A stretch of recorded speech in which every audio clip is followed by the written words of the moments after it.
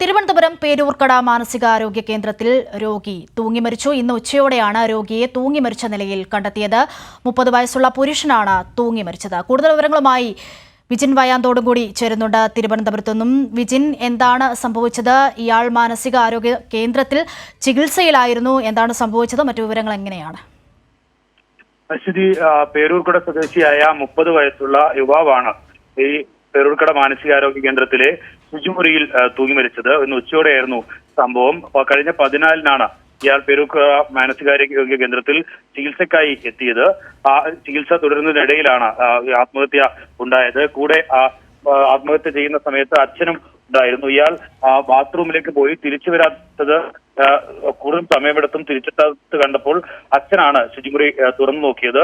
അവിടെ തൂങ്ങി മരിച്ച നിലയിലായിരുന്നു ഇദ്ദേഹത്തെ കണ്ടത്. എന്തായാലും പോലീസ് എത്തി ഇൻക്വസ്റ്റ് നടപടികളും ഒപ്പം ഫോറൻസിക് സംഘം ഉൾപ്പെടെ എത്തി മറ്റ് പരിശോധനകളും പൂർത്തിയാക്കി പോസ്റ്റ്മോർട്ടം നടപടികളിലേക്ക് കടക്കുകയാണ്. ശരി, തിരുവനന്തപുരം പേരൂർക്കട മാനസികാരോഗ്യ കേന്ദ്രത്തിൽ രോഗി തൂങ്ങിമരിച്ചു. ഇന്ന് ഉച്ചയോടെയാണ് രോഗിയെ തൂങ്ങിമരിച്ച നിലയിൽ കണ്ടെത്തിയത്. 30 വയസ്സുള്ള പുരുഷനാണ് തൂങ്ങിമരിച്ചത്. വിവരങ്ങളാണ് തിരുവനന്തപുരത്തു നിന്നും വിജിൻ നൽകിയത്.